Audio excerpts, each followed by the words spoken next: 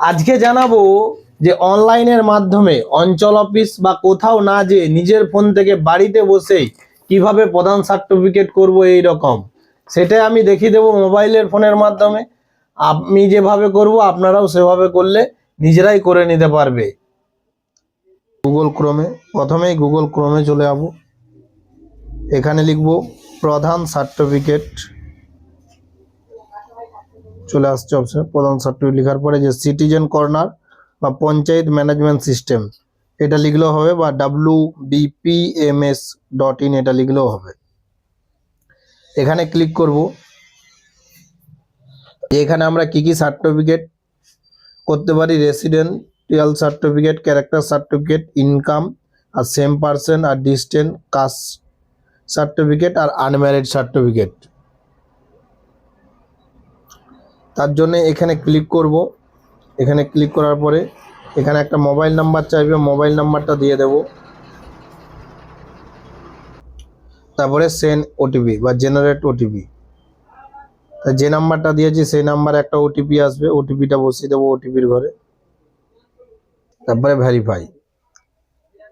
Verify করার পরে যে এখানে প্রথমে আপনার ডিস্ট্রিক্ট দিয়ে দেবেন, আপনার যে ডিস্ট্রিক্ট হবে সেই ডিস্ট্রিক্ট দিয়ে দেবেন, আপনার ব্লক যা হবে সেটা দিয়ে দেবেন, আপনার জিপি যা হবে সেটা দিয়ে দেবেন, আপনার সংসদ যা হবে, যে পঞ্চায়েত আপনার এলাকায় আছে সেই পঞ্চায়েতের নাম এখান থেকে সিলেক্ট করে দিয়ে দেবেন।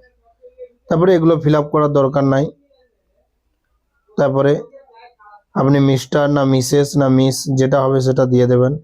এখান থেকে আপনার অ্যাপ্লিকেশন নাম, এখানে নামটা লিখবেন। আর আপনি যদি বাংলাতে চাই বাংলা ক্লিক করবেন, আর যদি নেপালিতে চাই নেপালি ক্লিক করবেন।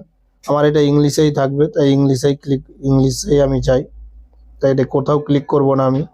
তাহলে এখানে নামটা দিয়ে দেব, এখানে বাবার নাম দিয়ে দেবেন। আর মেয়েদের ক্ষেত্রে যদি স্বামীর নাম দিতে হয় তাহলে স্বামীর নাম।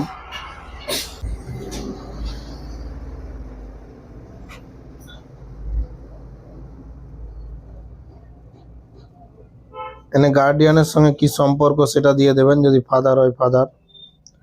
দেওয়ার পরে এখানে অ্যাড্রেসটা দিয়ে দেবেন।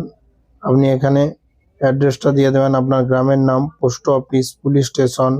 এখানে আপনার ভিলেজ যেটা হবে সেটা দিয়ে দেবেন, আপনার যেটা ভিলেজ হবে। এরপরে এখানে পিনকোড নাম্বারটা দিয়ে দেবেন। তারপরে আপনার জন্ম তারিখ কত হবে সেটা এখান থেকে সিলেক্ট করে দিয়ে দেবেন, যেটা জন্ম তারিখ হবে সেটা। জন্ম তারিখটা দেওয়ার পরে আপনি কি সার্টিফিকেট চাইছেন, আমি যেমন এটা রেসিডেন্ট সার্টিফিকেট চাইছি, তাই রেসিডেন্টেই ক্লিক করা থাকবে। আপনার হোয়াটসঅ্যাপ নাম্বার দিতেও পারেন, আপনার যে মোবাইল নাম্বারটা দিয়েছেন সেটা তো থাকছেই।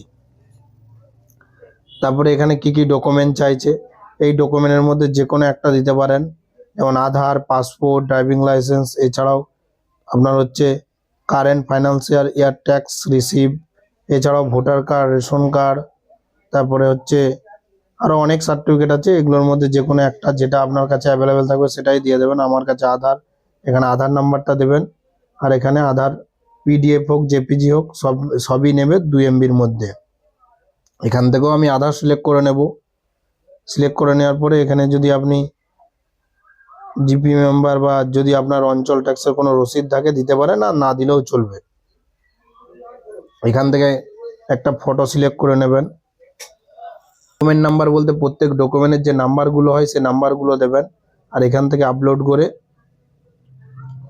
আর ফটোটা 100 KBর মধ্যে যাতে হয়, আপলোড করে সাবমিট করে দিলেই মোটামুটি 1 থেকে 2 দিনের মধ্যে অফিস টাইমে আপনার প্রধান সার্টিফিকেটটা হয়ে যাবে। যেমন এই যে আমি করেছি, আমি যত করেছি এখানে সবের নাম আর কোন কি সার্টিফিকেট করেছি সব লেখা আছে, আপনাদেরও শো করবে এভাবেই। তাহলে এইভাবেই প্রধান সার্টিফিকেটগুলো করে নিতে পারবেন খুব সহজেই। এছাড়াও যদি কোনো অসুবিধা হয় আমার সঙ্গে যোগাযোগ করতে পারেন। আর ভিডিওটা যদি ভালো লাগে থাকে অবশ্যই শেয়ার করবেন।